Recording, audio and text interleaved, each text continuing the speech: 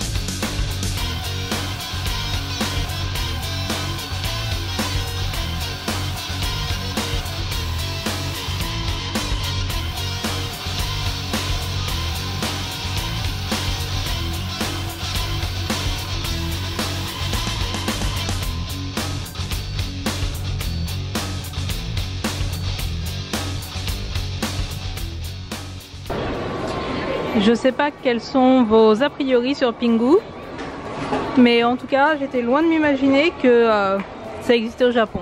Perso globalement je déteste ce dessin animé, mais peut-être qu'il y a des fans, dites-le moi en commentaire.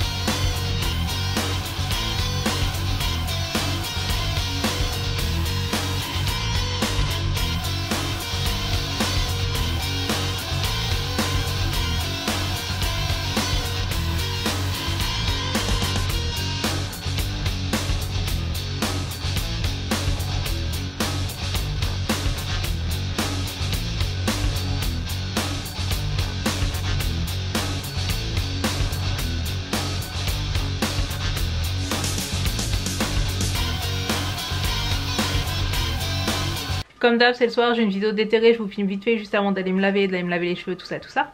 Comme vous l'avez vu, je suis allée au Sunshine, mais j'en ai aussi profité pour aller globalement traîner dans Ikebukuro et aller à Closet Child.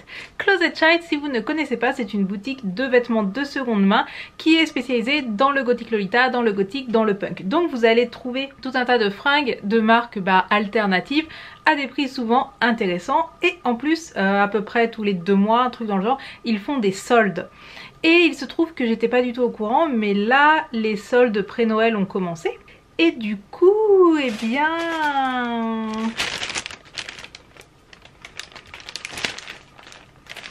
en bonus vous avez de l'ASMR de sac plastique, ça vous plaît?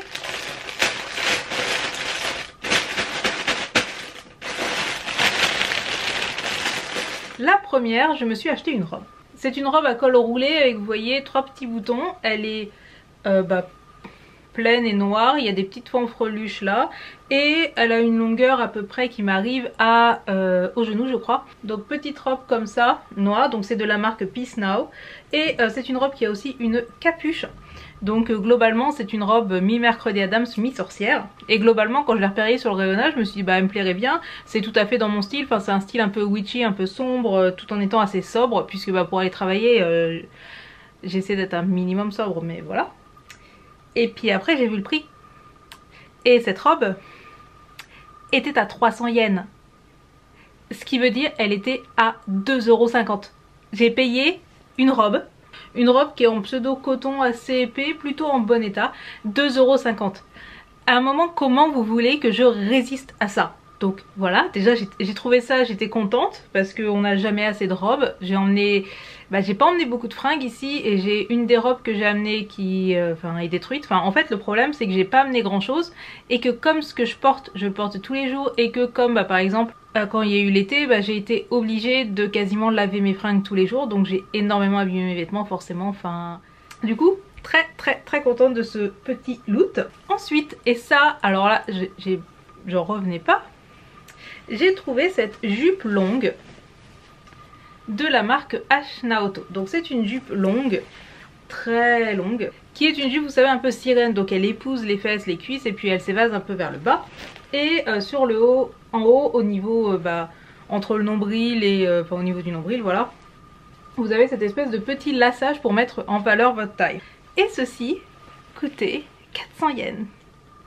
400 yens, et ça fait 400 yens, ça doit faire, je sais pas, ça fait 3,60 € je crois, un truc dans le genre. Alors Peace Now je connais pas les prix, mais H Naoto c'est une jupe qui à la base doit coûter entre 60 et 80 balles quoi. Je suppose que c'est parce que ce que fait H Naoto est quand même très noté gothique, et gothique début 2000 je trouve. Donc je pense que c'est plus du tout à la mode et que c'est pour ça que c'était bradé, mais je suis si contente de cette jupe, et la coupe est si flatteuse. Bon, faut que je vous la montre portée, mais cette coupe est si flatteuse, vraiment je suis ultra contente. Et enfin j'ai effectivement trouvé un petit haut à porter, un petit hoodie à porter quand je suis à la maison. J'ai décidé de faire dans le punk rebelle année 2000. J'ai pris un petit sweat violet à capuche, voilà. Sweat violet à capuche de la marque Putumayo. Donc marque très connue, je pense que vous connaissez. Donc c'est juste un petit hoodie. Alors rayure sur rayure, voilà, c'est pour le truc le plus élégant. C'est juste un petit hoodie. Et le truc trop mignon, c'est que j'ai des oreilles de lapin. Donc c'est pas ultra chaud non plus, c'est pas en pilou etc. Mais en intérieur, je trouve ça plutôt pas mal. Donc voilà, et j'ai payé ce petit haut 350 yens. Voilà, c'est tout ce que j'ai à dire, voilà. Enfin du coup, je me suis acheté 3 fringues de marque, parce que bon, Putumayo, Peace Now et H Naoto c'est quand même relativement des marques connues. Je me suis acheté 3 fringues de marque, alors certes, le Peace Now porte quelques signes, enfin, tu vois qu'il a été lavé, il y a quelques bouloches, mais je vais les enlever avec un coup de rasoir. Pour 1100 yens, j'ai dépensé 8,50 € en fringues. Et bon, 8,50 € les 3 fringues, un petit peu pas test. Allez, j'ai plus de batterie et puis il faut que je me lave les cheveux. Tchou! Mardi, je suis allée manger au fameux Chatty Chatty, réputé pour être le meilleur burger de tout Tokyo. C'est situé à Shinjuku, dans une petite rue où il n'y a vraiment pas grand chose. C'est un tout petit restaurant, il y a genre une quinzaine de places, du coup en temps normal c'est mieux de réserver. Il faisait moche et il pleuvait, on avait beau être 5, du coup il n'y a pas eu de soucis. Il y avait 15 places et les 15 places étaient occupées par des Français. Je pense donc que ici Japon a beaucoup fait pour ce restaurant. Les burgers sont effectivement bons, je vais pas dire le contraire, la carte est plutôt large, mais pour être tout à fait honnête, je m'attendais à mieux. Dans le sens où c'est certes très bon, mais c'est aussi bon qu'un burger que j'aurais pu manger en France et j'ai pas quitté la France depuis si longtemps. À la limite, j'ai préféré le Kua Aina de la semaine dernière, le burger hawaïen, qui avait la mérite d'être assez original. La viande est bonne, il faut savoir qu'il y a une option végétarienne, ce qui est plutôt bon à savoir à Tokyo. Par contre, si vous prenez de la viande, sachez que quasiment tous les burgers ont du porc dedans. Donc si ça vous gêne, faites gaffe. Nous sommes jeudi soir à Shibuya. Comme vous le voyez, j'ai ma robe que j'ai achetée à Closet Child. Ma vie est passionnante, il faut que j'aille m'acheter une clé USB, mais du coup on va passer à Daiso qui doit être passé en mode Noël parce que Halloween vient tout juste de finir, donc on est en mode Noël. Mais globalement aujourd'hui c'est pas une journée très drôle pour moi. Puisque c'est une journée qui est un anniversaire d'un truc pas très drôle. Du coup ça va pas super, j'ai une gueule délétérée parce que je suis allée pleurer aux chiottes. Pour me venger et pour me venger, je vais aller assouvir une de mes addictions récentes, à savoir les game stations. Donc les game stations, c'est les endroits où vous pouvez aller jouer aux salles d'arcade et tout. Et vous pouvez aussi aller jouer aux attrape-peluches. Et du coup c'est devenue une de mes passions. Alors je me restreins et je me donne un budget limité et tout. Et en fait les jeux de peluche sont moins truqués ici que en France par exemple. Et bon ça reste quand même dur. Mais vu qu'aujourd'hui c'est pas une journée très drôle pour moi, je me suis dit que j'avais envie d'agrandir ma famille. Donc j'espère que je vais réussir à capturer une petite peluche. Et puis si j'y arrive pas, tant pis. Ça sera une raison de plus de pleurer ce soir dans mon lit.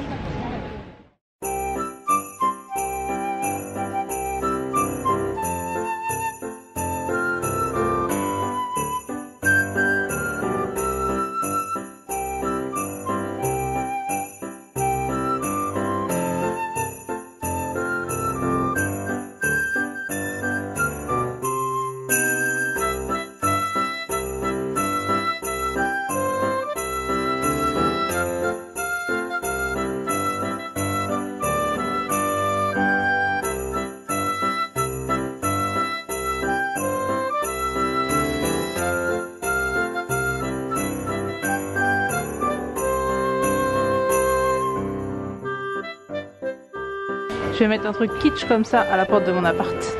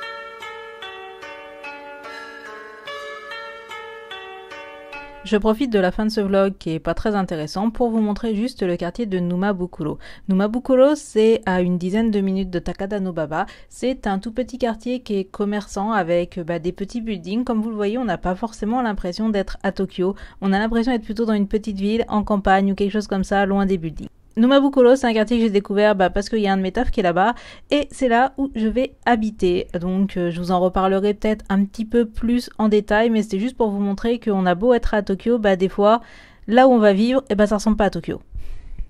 Et un des autres avantages non négligeables de Numabukuro, c'est que Numabukuro, c'est sur la Seibu Shinjuku Line, qui est celle qui a le train Gudetama et que donc j'ai l'occasion d'avoir assez souvent pour mon propre petit plaisir. Et ce jour-là, je l'ai eu le matin et le soir. Perfect day.